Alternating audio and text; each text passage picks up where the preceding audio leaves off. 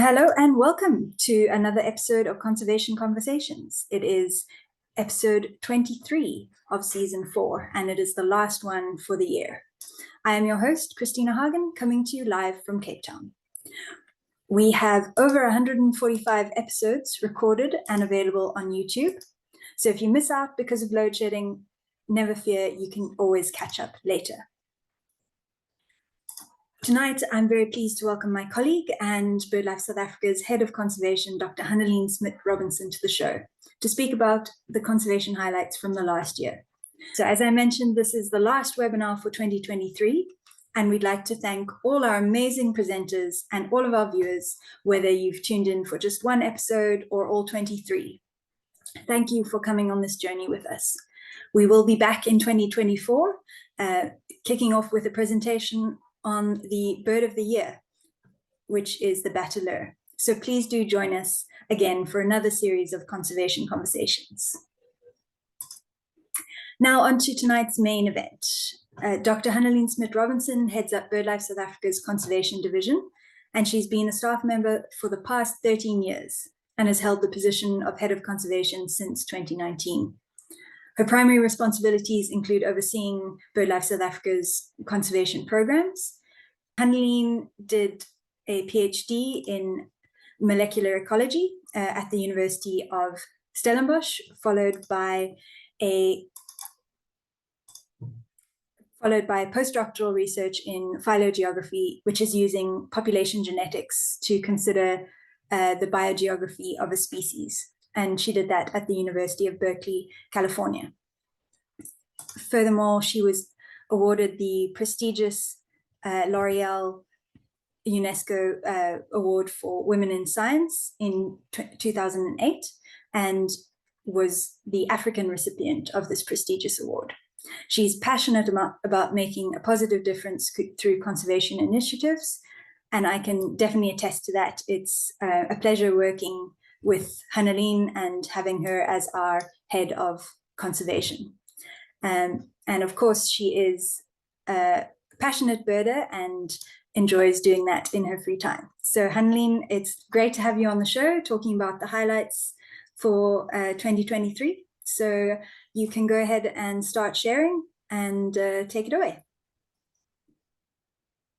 Thank you so much, Christina. And yeah, it's really, really lovely to be with everyone tonight and seeing so many familiar names in the chat box. And thanks for joining us from right around the world. And hello to my donor too, also Christina's donor, to Pamela Istel, joining us from Atlanta. Thank you, Pamela, for all your support and also offering you our time by joining us for this webinar. And then to the chairperson also of our BirdLife South Africa Checklist Committee, Chris, I see you just logged in, so welcome.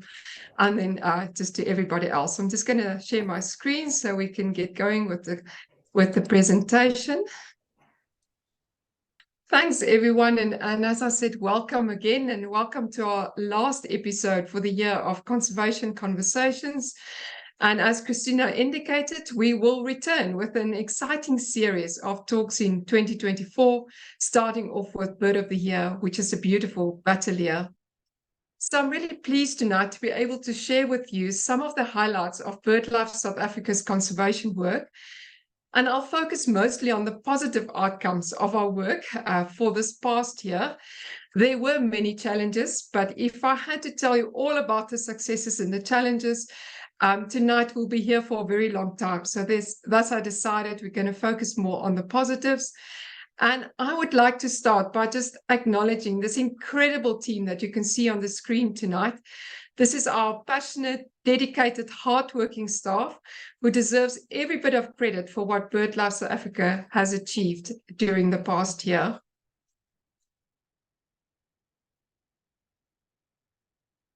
So BirdLife South Africa is one of the 115 partners belonging to BirdLife International globally. And we follow a strategy. So our strategy is to conserve birds and their habitats, threatened birds and their habitats, and also to address the root cause of biodiversity declines and foster an appreciation for birds and nature among people.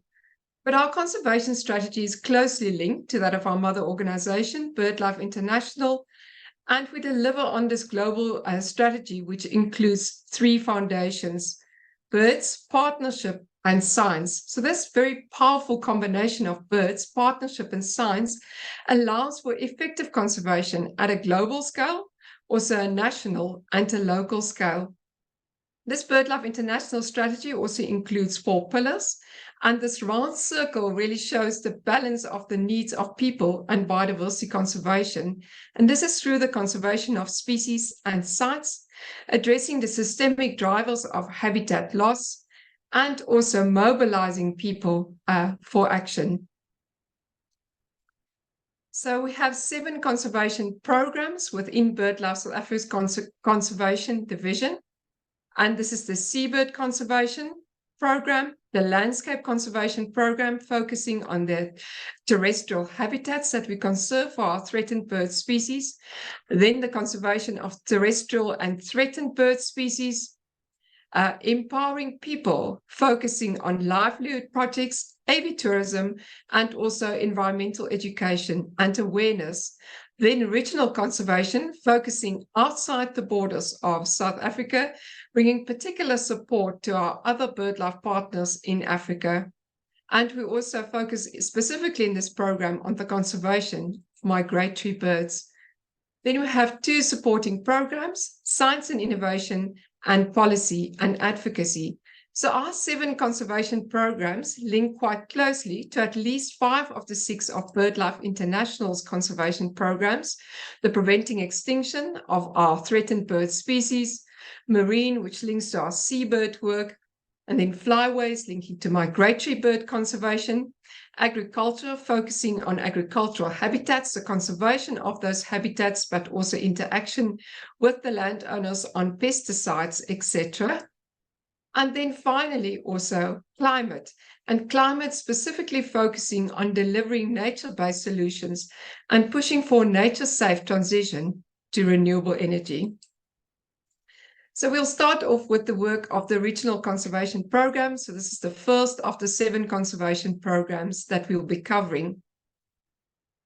Within this program, we have a specific focus through the work of Dr. Simeon Bezeng on key biodiversity areas and also on red listing. So thanks to our involvement and support, we now have 25 countries that's implementing the Key Biodiversity Areas program. And in 2023 specifically, we've supported the establishment of the KBA National Coordination Group for Guinea, Ghana, and Gabon. The Birds and Biodiversity Spatial Planning Project in Africa also assists a number of selected African countries with the red listing of groups of taxa. So this goes beyond just the conservation of birds, but also including other taxa such as mammal, reptiles, fishes, plants, butterflies, etc. And several IUCN and IUCN Red List and KBA workshops were presented this year. Another highlight was Kenya, that launched its own species specialist group through our involvement and also the support, the IUCN. Still in the Regional Conservation Program, as already mentioned, we focus on migratory birds. So we work within the East Atlantic Flyway, and that's really along the west coast of Africa. This is a flyway that's used annually by millions of birds to migrate to South Africa. So by working within this East Atlantic Flyway, we collaborate with several partners, European and African partners, to ensure that we have a conservation approach to conserve those important stopover sites for these migratory birds. So Jessica Wilmot, who's our incumbent in this position, is supported by the RSPB, the Royal Society for the Protection of Birds. And this project also includes a very recent addition, funding that we've received through the Ecological Restoration Fund for work that we'll be doing at the Berg Estuary along the west coast of South Africa. Then also covering within the Regional Conservation Program is our flagship European roller monitoring program. So we initiated this project in the Kruger National Park in 2021. And since starting that project, only 2 years later, we've now including 16 nature reserves that's agreed to monitor European rollers during their overwintering season in South Africa. So to complement this on-the-ground monitoring of the species, we hope to be catching a few. I know it's going to be quite a challenge to do so, but we hope to tag a few of these individuals at the start of next year so we can understand their migratory route. Are they going towards the east or actually going back towards Europe? So if you're interested in contributing specifically to this project, please do get in touch with either myself or with Jessica. Then we also recently celebrated World Migratory Bird Day. That was in October. And during this celebration, we kicked off our Bird Lasso Challenge specifically for migratory birds. And this is to encourage citizen scientists like yourselves, birders, to log their sightings. This challenge will run until the end of the year. So for those of you based in Gauteng and surrounding area, you'd know that recently we had a very cold spell. And during this time, we had records of many European bee-eaters dying, as well as swallows and swifts. And this just shows the importance of citizen scientists logging this information for us so that we can actually track what's happening to our migratory birds over time and specifically also understand the challenges of climate change and the impact that the climate change is having on these species. Then this regional conservation program also recently hosted a regional partner workshop. So that's bringing regional partners together in Southern Africa. This was done in collaboration with BirdLife Zimbabwe and the RSPB. And the purpose of this workshop was to develop a Southern African work plan for the partners to encourage collaboration and also shared learning among these partners. So then moving on to our second conservation program, and that is the work of our supporting policy and advocacy program. So the policy and advocacy program also provides support and collaboration with partners across Southern Africa and the rest of the continent. So this year, we're very proud to help spearhead the development of a joint advocacy task team, which is collaborating both proactive and reactively in terms of advocacy work to protect some of Africa's most iconic sites. At this recent regional workshop, which I've just referred to, these 6 Southern African partners also established a regional wetlands task team. And this is specifically to combat the threats to these critical ecosystems. And then, in addition, Dr. Melissa Lewis represented the Southern African region, and she also chaired this meeting of the technical committee of the African Eurasian Waterbird Agreement, or better known as AWA. So this treaty specifically aims to conserve 255 species of migratory waterbirds across 119 countries worldwide. BirdLife South Africa also supports both national and provincial government conservation authorities, and we do that specifically through the implementation of national and international conservation frameworks. So our relationship with our National Department of Environment includes, among others, to assist them to meet the department's obligations to commitments such as the designation of wetlands of international importance under the Ramsar Convention, and you'll see that specifically at 3 recent sites we were very involved, the Ngula Nature Reserve, Berg River, and Middelpunt Wetland, which has all been designated as Ramsar sites in South Africa. And then we're also very involved with the implementation of other multilateral environmental agreements, such as the Convention of Migratory Species and the AWA, our National Implementation Plan, that we're working on quite closely with our department. Like many other NGOs, we are also supporting the department in terms of the implementation of the Global Biodiversity Framework, and that is for us to contribute to the global target, the 30 by 30 target, which is to protect 30% of land and sea by 2030.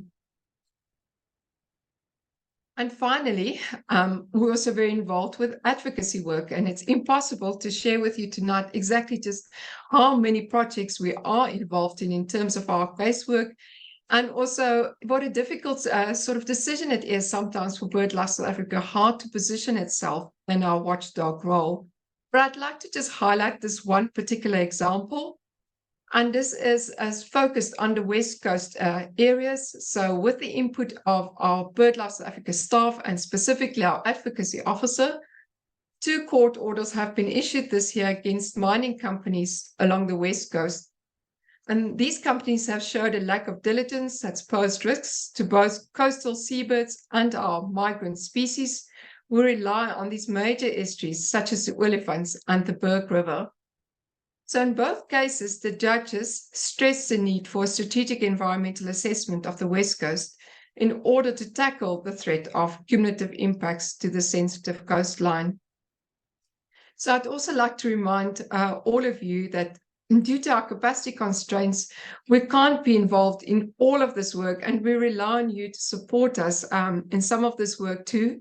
So we have a wonderful guide to effective engagement in environmental impact assessment processes, or EIA processes, that's available for download from our website.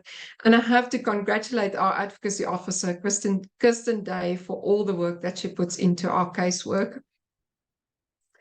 Still with our policy and advocacy program, our Birds and Renewable Energy project is really a good example of the partnerships that BirdLife South Africa has built, but has also maintained over more than a decade across various stakeholders. And this again includes national government, but also developers and avifaunal specialists.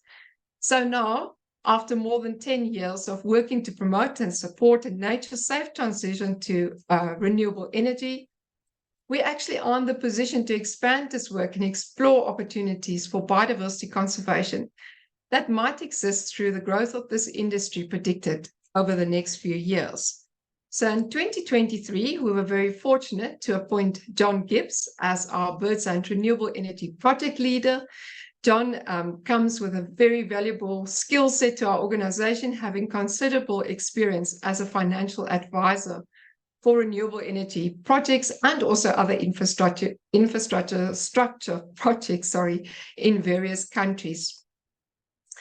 Other highlights for 2023 include the successful hosting of the Birds and Renewable Energy Forum. This is usually oversubscribed, so we had more than 60 leading different stakeholders attending our annual Birds and Renewable Energy Forum.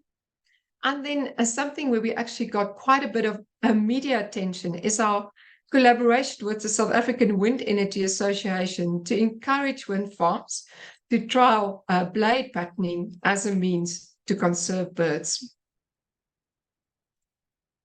Then, sorry, I had a cold earlier this week, so I'm struggling a little bit with my voice. And then on to our Science and Innovation Program, and the work that this other supporting program is undertaking. So we have citizen science projects working with birders, and that's really to increase participation in birding, and is also to increase the coverage of the Southern African Bird Atlas project too.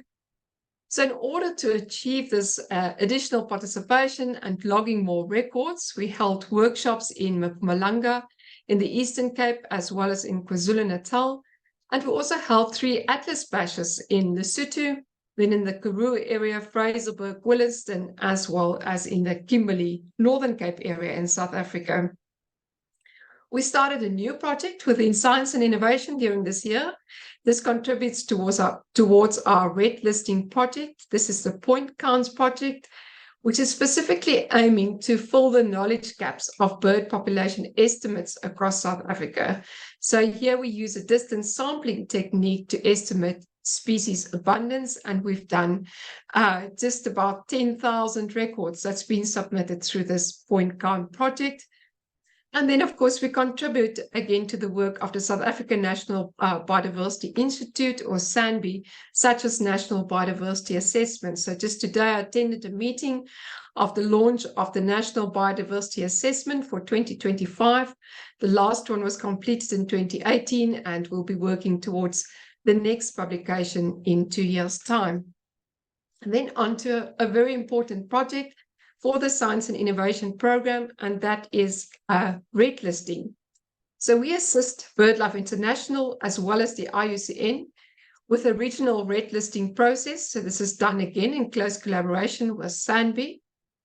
And currently, as you can see from this figure here, we have 132 of our bird species that's listed either as threatened or as near threatened in South Africa, Lesotho, and Eswatini. A very large percentage of those birds are seabird species. So this regional red list is published on average every 10 years, and we hope to publish the next revision in 2025. So it will be a massive red listing here for us in 2024. Lots of work still to be done, but we have made good progress in 2023, and we've done considerable work towards the technical book, or as you know, the red list publication. That's also shown here on the screen, our previous publication from 2015. And then we have an exciting new edition. This is a more popular version, which is a storybook that we're working on, which will be published in collaboration with Penguin Random House. So the focus of this more popular version, called Birds on the Brink, is really to engage the current and future birding community in conservation efforts. And as you can also see here, we've done a large percentage of work in terms of completing all the seabird assessments already. Then Alan Lee, or Dr. Alan Lee, our Science and Innovation Program Manager, disappeared for the last 6 months, basically, but he was very involved in a NASA project. And I don't know how many of you have seen the Daily Maverick today, but it was actually a reference to the NASA planes that's flying in the Western Cape. So this project is focused, it's called the Bioscape Project, or Biodiversity Survey of the Cape Project, and that's focused in the Greater Cape Floristic region in the fynbos and forest habitats. And basically what Alan did for the past 6 months was training volunteers and Cape Nature Rangers to assist with this project, deploying odomos, and then leaving these out to record sound of birds and also frogs, and then conducting the point counts. I've mentioned the point count project during the time of the audiomoth data collection. So that brings us to our fourth program, the Landscape Conservation Program, focusing on the conservation of our terrestrial habitat for our threatened bird species. Now, Christina mentioned the Botas lark, so I thought we have to stop at Botas lark and just take a look at the species. Species occur just in the Wakkerstroom area. It's really declining in terms of numbers. We still have a very little understanding of what is the habitat requirements of the species, but we do know where the species occur. And we've been able to raise startup funding that's allowed us to do surveys throughout the year. And just recently, last week, so exciting, we actually found a nest of Botas lark in the Wakkerstroom area. It's on the same site that we've been finding Botas lark near Wakkerstroom. It's on a private property, but it's really disturbing that nowhere else we've actually had a positive hit or positive record for the species over the last year. So what we can do then to protect the species is really to conserve the habitat for the species. So next year we'll be working with the Mpumalanga Tourism and Parks Agency to conserve the habitat into a protected environment, working with the private landowners in this area. In total, through this work, so through working with private landowners in our biodiversity stewardship projects, we have added more than 200,000 hectares to the protected area conservation estate in South Africa. And we as BirdLife South Africa focus specifically on our threatened ecosystems. So we focus this work specifically in the high altitude grasslands, also in the wetland systems within these grasslands, then also the mistbelt grasslands in KZN, and along the south and west coast of the Western Cape, where we focus specifically on our estuarine habitats. And again, this contributes very significantly to this global target of 30 by 30, conserving 30% of land and sea by 2030. So part of this team, so I'm going to mention some of the work that we do in terms of the habitat conservation, is the white-winged flufftail and wetland conservation project undertaken by Kyle and by Marlies. And they've managed to expand the Greater Larkenvlei Protected Environment, which is in the Dahlstrom area in Mpumalanga. As you know, that's the only confirmed breeding site for white-winged flufftail in the Southern Hemisphere.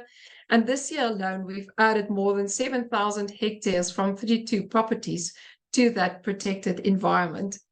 But more significant, we have the Middelpunt Nature Reserve that's been declared as a nature reserve. So this is the actual breeding site, working with the private landowners, 2 private landowner groups to achieve this. And this 527 hectares of grasslands and wetlands in March 2023 was also designated by the International Ramsar Committee as a wetland of international importance. Then moving on to the Eastern Free State, again, we're doing protected area expansion, working with the landowners in the areas of Harrismith, Verkerkerskop, and also Meermol. We've approached another 22 landowners to join us in terms of this protected area expansion. We also do very focused work and monitoring at the Ngula Nature Reserve through the funding received from the Ngula Partnership. And some good news again, for the first time now in 2023, we had a record of Cape vultures breeding in the Upper Wilge protected environment, and that is just surrounding the Ngula Nature Reserve. And specifically, the last time that there was even mention of breeding of Cape vultures was in a report in 2003, just stating that Cape vultures are no longer found to breed in the Free State province. So well done to Karina and to Stephen on this work, and then finding this Cape vulture breeding population again. For many years, we have been involved with the Southern Bald Ibis monitoring, specifically monitoring through the breeding season. And we also continue to track these birds. We've also expanded our work to Lesotho, and we also have Dr. Ara Monantiem, or Professor Ara Monantiem, helping us in Lesotho to monitor Southern Bald Ibis. And then Stephen is also very involved with environmental education and awareness, specifically surrounding the Ngula Nature Reserve. And we visit 5 schools quite regularly. And on Arbor Day, Stephen was visiting these schools and planting trees at these schools. Then we work very closely with another conservation organization, Conservation Outcomes, and we really have a fantastic partnership with them. So I'm not sure if they're all online, but Kevin, Greg, Steve, and team, it's fantastic to work with you guys. So Steve is sort of a shared staff member, and he's focusing on the declaration of protected areas specifically for the conservation of blue swallows in the Misbelt grasslands of KZN. And we're also expanding that work through post-declaration support to these landowners, and also expanding into southern KZN, specifically in the Franklin-Flay wetland areas. That's also an area that was historically important for white-winged flufftail. Apart from the habitat conservation, Steve is also responsible for the ongoing population and breeding success monitoring of the blue swallows in KZN. The moment we are monitoring 39 nest sites, and he's coordinating a group of 11 monitors to do so over the summer season. And then we end with the landscape conservation program down in the Southern Cape, so along the south and the west coast. And as I mentioned earlier, we were fortunate enough to receive some funding which will allow us to appoint a West Coast Estuaries Conservation Officer at the Berg River at the estuary, which will work very closely with Dr. Tazelle Morrison to protect the estuaries in this area, and also to focus on safeguarding this blue carbon habitat. Then Giselle, I don't know how she manages to get to all her work, but she's also contributed to the successful coordination of the International Waterbird Census. That's done through the East Atlantic Flyway for migratory waterbird species. And Giselle was also very involved in what I call really a star project for us in the Western Cape. And that's specifically the OECM project, or the Other Effective Area-Based Conservation Measures project. This was a project that was sponsored over 2 years through the WWF Nedbank Green Trust, and again done in collaboration with Conservation Outcomes. And we've just successfully completed phase 1 of this project, focusing on identifying and piloting OECMs in the West Cape. And we are about to start phase 2, where we will be looking at a national level, how do we roll out OECMs to the other 8 provinces in South Africa and contribute to that important 30 by 30 target that our government has to achieve. So on to our 5th conservation program, species conservation program, always close to my heart because that was my previous position at BirdLife South Africa. And it's impossible to tell you about all the species conservation work we do, but what I can tell you is that since 2010, more than 50 species are benefiting from the impact and the work that we do on threatened seabird and threatened land bird species. Of course, we can't do all of this work on our own, and I'd really like to acknowledge all our species guardians tonight as well, who we support in terms of the important conservation work that they do specifically for the southern ground hornbill, black harrier, the Cape parrot was our bird of the year, and also for Taita falcons. So again, we have a wonderful partnership with these organizations. So a very iconic species project for us is the Secretary Bird Conservation Project. And in this project, at the start of 2023, we were fortunate that for the first time to have our own Secretary Bird Conservation Officer, and we appointed Cassie Carstens in this position. So using telemetry and citizen science, we're able to follow the movements, habitat use, and also survival of juvenile secretary birds across South Africa. And we're gaining the scientific knowledge that we require to make effective conservation decisions to conserve this very iconic species. So since the start of this year, Cassie has engaged more than 40 farmers across 7 provinces. We currently have more than 190 nest sites in our database, and we're monitoring 9 active nests. So we're also employing camera traps to understand more about the behavior of these birds. And we are still tracking 5 birds at the moment. And we are very fortunate. A second bird, so it's only the second bird of all the tracked birds we have. We've actually been able to track the bird from fledgling to breeding stage. And that's really allowed us to learn a lot about secretary birds. And this has also now laid a foundation for us for engagement with the wind energy industry regarding updated mitigation strategies, specifically in our high altitude grassland areas. Then a brand new project linking very well with BirdLife International's agricultural program, and that is our Birds and Agrochemicals project. And then when I say brand new, it really is. Lorinda only started with us in October. And we're also going to be hosting the donors for this project, international donors from Germany, at our offices tomorrow, and discuss how we will take this work forward. But we do know that farmland birds are decreasing worldwide, and that the role of pesticides in this decline is still very much unknown and very contentious. 30% of pesticides in developing countries, particularly Africa, do not meet international standards. And then South Africa is the largest pesticide user in sub-Saharan Africa. So what we aim to achieve is really to assess the current pesticide use and the impacts on our farmland birds in South Africa. We'll also do that through a dedicated master's project. And then we'll conduct risk assessments on these agrochemicals in South Africa. And this will help us to inform effective and long-term mitigation strategies in making a positive difference going forward. Then vultures being the group of birds that's probably most in trouble in Africa and also worldwide. So Linda has been spearheading our vulture project for a few years now. And this year, she assisted BirdLife International with lead advocacy workshops in Malawi as well as in Botswana. And she's also deployed additional tracking devices to better understand the effects of lead on white-backed vulture juveniles. And this was done specifically also in the Northern Cape area at Johnfield near Kimberley.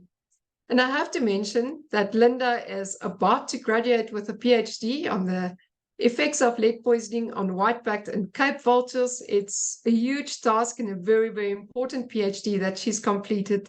And a huge congratulations to her. And again, thank you to the Eastdale family for supporting in Linda throughout with this work. Then we have another exciting new project, and that's our Vulture Conservation Officer that's joined us this year. Justin Henry started with us on the 1st of November. So Linda's work on lead and understanding the threats of lead poisoning to the white-backed and Cape vultures has helped us to take the next step, and that is to drive the shift to lead-free ammunition, so to have a lead advocacy project. So through this work, we want to increase our awareness of lead toxicity in vultures. Justin will do a review of all lead-free bullets and ammunition that's currently available on the South African market. And he will begin testing lead-free bullets and compile guidelines for hunters on making this switch to lead-free ammunition.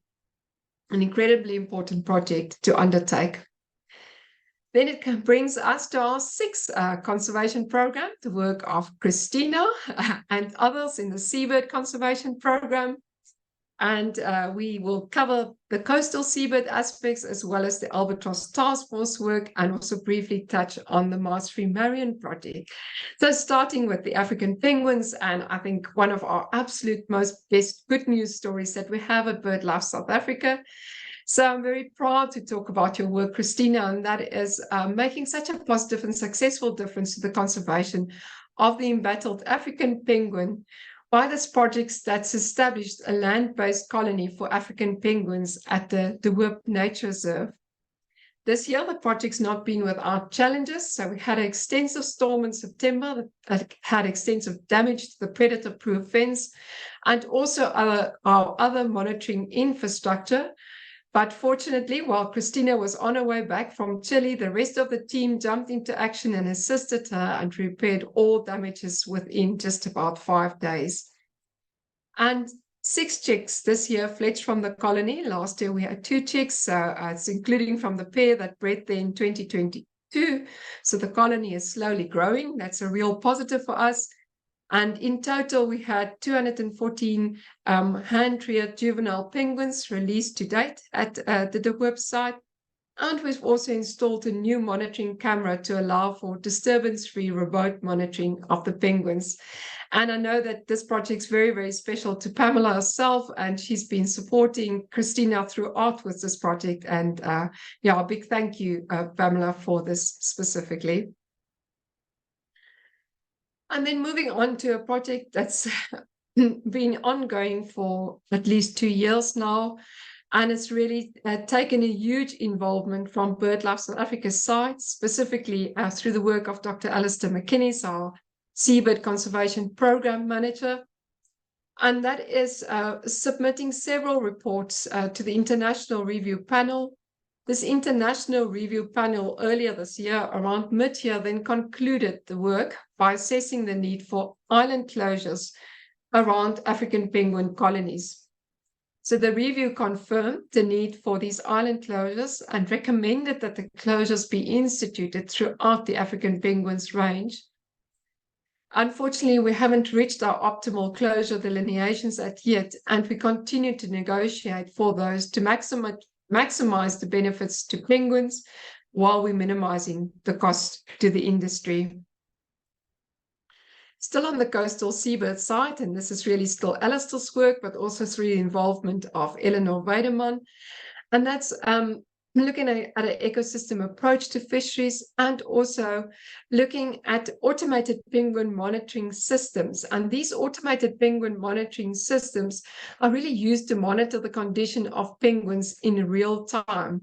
So we installed automated penguin monitoring systems this year at Robben and Dyer Island. And then the existing systems at Stony Point and Bird Island were upgraded. The data that we're getting in will be utilized to monitor the impacts of threats at sea for these coastal seabirds, specifically also African penguins. And this is specifically threats such as resource competition for prey and also marine noise pollution. Then moving on to the work of the Albatross Task Force, and that's really the work of Andrea Angel and Teresa Nyandera. And worldwide, between 30,000 and 150,000 seabirds, so mostly albatrosses and petrels, die annually from interaction with pelagic longline fisheries. So these pelagic longline hooks sink slowly and remain a threat to the seabirds. And only by simultaneously using 3 mitigation measures, and that is bird scaring lines, night setting, as well as branch line weighting, is it possible to prevent bycatch. Of course, this is still resisted by most fishermen, and the bycatch also remain quite high. So a solution that we are working on and that will minimally interfere with fishing practices is the hook pot itself. So we've been doing hook pot trials. So the hook pot works by encasing barb of the hook, as indicated here on the left slide, after it's been baited.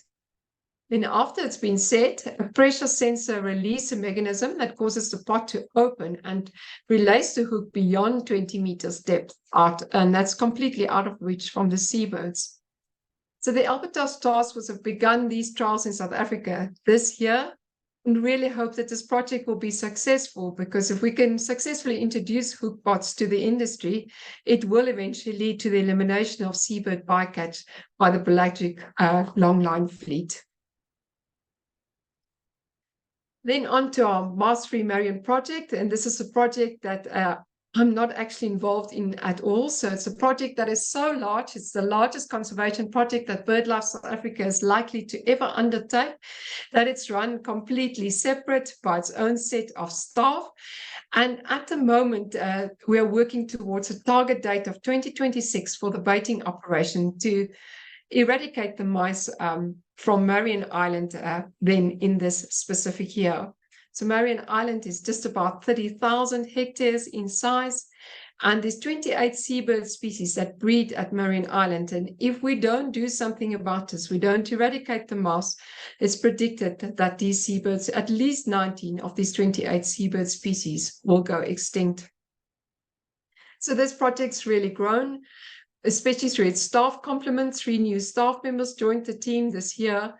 And then very significantly, and good news for the projects, that we have appointed 5 international patrons to assist with fundraising expansion of this project. So the Duke of Edinburgh, Peter Harrison, Professor Stephen Chown, Gloria Robe, as well as Christelle Takikawa has joined us as international patrons for this project. And then stopping at the Empowering People program, our last and our 7th program that we'll talk about tonight. And this is also a program, I guess, just like all the other programs, that's close to my heart. But I think what's really important here is that people are so integral in the Empowering People program. You'll recall from the strategy that I mentioned right at the beginning, the BirdLife International strategy, that people is really integral in our BirdLife International strategy as well. So people are integral to conservation success, whether it's conservationists, whether it's scientists, whether it's citizens. We all have a role to play in the conservation of our continent. And if it wasn't for people, we'd also have no jobs, because it's really people that's the culprits responsible for climate change and all the wrongdoing that we are trying to turn around. But I just selected this photograph, which was taken just outside Nsekeni Nature Reserve, which at the moment is our only livelihood project, where we're working with the 2 communities in a Herding for Health project. That project will start in January 2024 to secure the habitat for the white-winged flufftail within the Nsekeni Nature Reserve. But it's really to illustrate the important and fine balance between the needs of people and biodiversity conservation. So some highlights from the Empowering People program, starting with the Aviatourism project. The first bird guide in Durban was hosted at Wakkerstroom this year, where all our existing community bird guides were invited. Unfortunately, they couldn't all attend. And also our new trainees could interact with these existing and experienced community bird guides. They got to share their experiences about their guiding journeys. And importantly, discussions were held on improving the community bird guide project, diversifying livelihoods, and also women empowerment. We did another round of training of community and nature guides this year at BirdLife South Africa at our Wakkerstroom Center. And these were from areas where we haven't trained before, specifically Drakensberg, KZN Midlands, and also the Eastern Cape in the area where the new Grasslands National Park would be. And 4 guides graduated from our course sponsored through the Ngula Partnership. Then on to our environmental education and awareness projects, and just to touch on 2 of these here specifically. This is a school in Northern KZN, Bangezwe Primary School, and Nandi has been supporting the school since the start of last year. And we had a wonderful donation from our donor from the Italtile and Ceramic Foundation of the sports equipment to the value of 62,000 Rand that we could hand to the school. And this really was a significant step for us in building a stronger relationship with the teachers at the school, as well as with the learners at the school. And for many of them, it was the first time that they've ever had new sports equipment and equipment of this kind of value.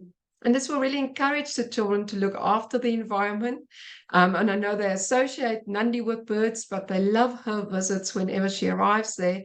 And I think this will always link this positive experience for them with BirdLife South Africa. Then Nandi was also very brave to take 2 groups, as Bangezwe Primary School and also the boys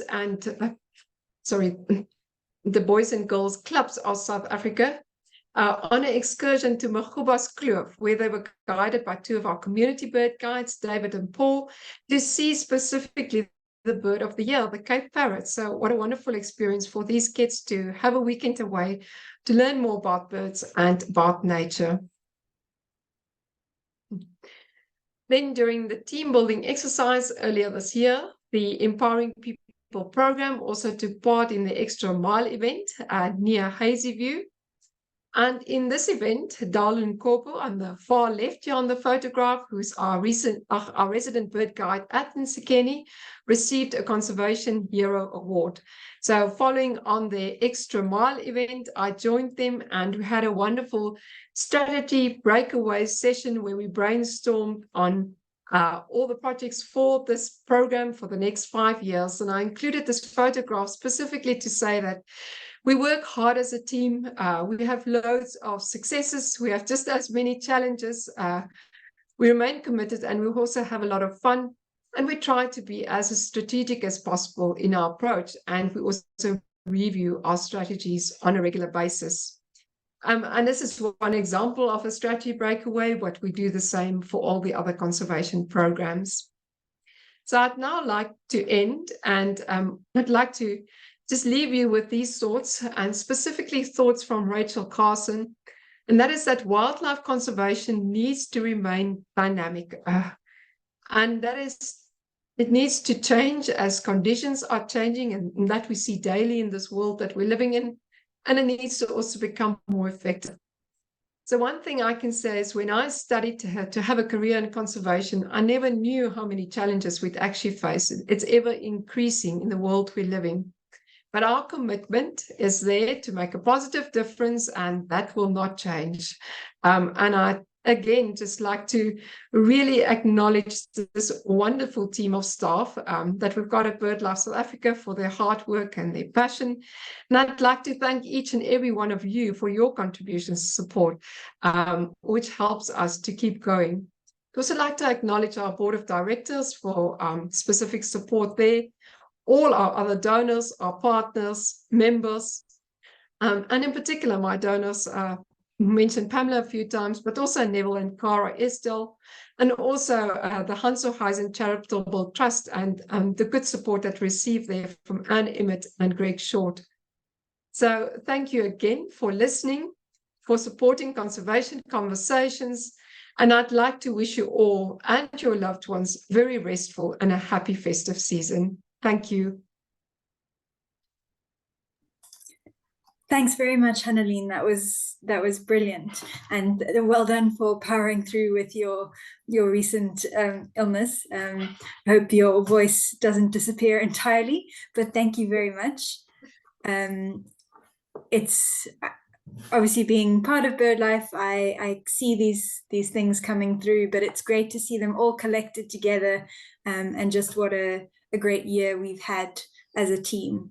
And yeah, so well done to all the rest of my colleagues as well for the amazing work that gets done. So please do put any questions you have for Hanneline. We have a few more minutes for questions. If anyone has, please do put them in the Q&A box rather than the chat feed. And I will, Hanneline, if you're ready, I'll just start with a couple of questions. So Penny Abbott asks if you could explain a little bit more about blue carbon. You mentioned it during the estuary work highlights. Do you have any more insights into blue carbon? Yes, maybe just to mention at a high level, because I don't have Giselle here with me to give us a very technical definition. But on the land side, we talk about green carbon. So that's really the carbon that is in our soils. In this case, we refer to the blue carbon. So this carbon dioxide that's actually stored within our oceans and our coastal ecosystems. So that's the blue carbon we're referring to. Yeah, thanks. And I think also Giselle is looking at eelgrass beds as well for blue carbon. So that's another coastal carbon sequestration potential. Okay, let's see what else we have. Gordon asks whether it's possible to visit Middelpunt wetland. No, Middelpunt wetland is privately owned, as I mentioned, and unfortunately there is no access, and we are limiting access also for good reasons at Middelpunt wetland. There is, however, a site where there is a slim chance at the moment, the chance is very slim, to see white-winged flufftail, because I'm sure that is why the question is being asked, and that is in Nsekeni Nature Reserve. So Dalo Nkopo is now based at Nsekeni Nature Reserve. He's a trained community bird guide. He's worked for KZN Wildlife for many years, very experienced in the area. And there's a lodge there, Nsekeni Lodge, where you can stay over at the wetland. And wonderful opportunity to see so many threatened bird species, wattled cranes, bearded vulture, Drakensberg rock jumper, but also many flufftail species. So we've got striped flufftail, red-chested flufftail, buff-spotted flufftail, and white-winged flufftail. And just to add finally that we are working on a baiting method at Nsekeni Nature Reserve. It will take some time. And we want to do this as ethically as possible, but it has been done elsewhere in the world, where hopefully in time we'll have an opportunity to show this very elusive bird to our twitchers and our birders. Yeah, that would be great. But yeah, I hope people can visit Nsekeni in the meantime. Eleanor Mary, to support us and support Dalo. Sorry, Christina. No worries. Eleanor Mary asks about pesticides in Namibia. So I'm not sure if you will have this answer, but asking why is there no data available for pesticide use in Namibia? I'm so sorry, Eleanor Mary. I'm going to ask Lorinda to get back to you. Lorinda was actually based at the University of Namibia before she started. So she might be able to have an answer for you, but I don't.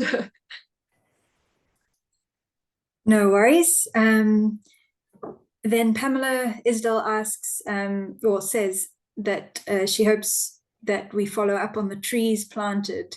There's so many projects that fail because they're just sort of left alone and there's no upkeep. Thank you, Pamela, for that note, and we'll definitely do so. We've already had a problem. Goats came in and have started eating our trees. So we're working on a method there. Stephen's working on a method to secure the trees, and we hope to continue and build on that relationship and follow up with them over years. Yeah, let's hope the goats can be contained. Then we actually only have one more question, so you're getting off lightly tonight. unless someone puts another one in the next couple of seconds. But Penny Abbott asks or says, success breeds success. And do you find that your successes bring in increased support and participation from landowners and donors? Yes, that is so true. And I think one thing we like to do, Penny, is to focus on the positive. So and I think that really helps to bring in more success by having a positive outlook. But we also find with landowners is the best way to get more landowners to support is for other landowners to tell us about how they find BirdLife South Africa and how they work with us. And there could be no better testimony than that itself. Exactly. Yeah. And I think people also like to put their support behind someone who has a kind of proven track, an organization with a track record, and BirdLife South Africa is certainly building up a fantastic track record of conservation. So that brings us to the end of the questions. I don't see any more popping up in the Q&A box, nor on the Facebook. Oh, I see Lorinda is watching on Facebook, and she has an answer to the pesticide question in Namibia. So she says, governments don't seem to want to share this information. And she has reached out to her contacts there and to the Namibian Nature Foundation, who've done work on pesticides, but they too have struggled to get any information. So thanks, Lorinda, for giving us that update.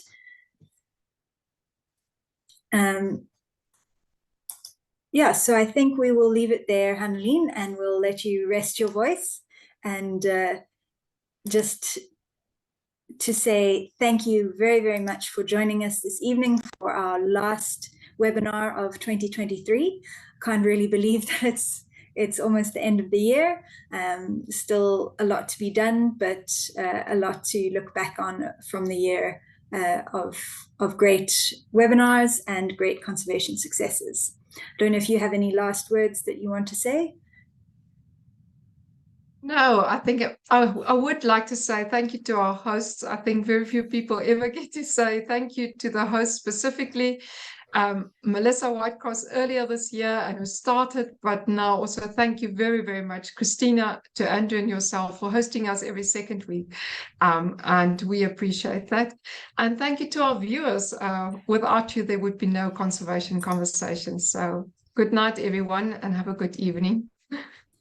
Yeah, exactly. Thank you very much to all our loyal viewers. If you've joined us just for one or all of them, please do make an effort to join us again next year. We will be back every second Tuesday, starting from the 23rd of January, when we'll be sharing a presentation on the bird of the year, the battler. So, yeah, this is the last webinar. So wishing you all the best for the end of the year and the festive season, and thank you very much, and please do join us again in January. Good night, everyone.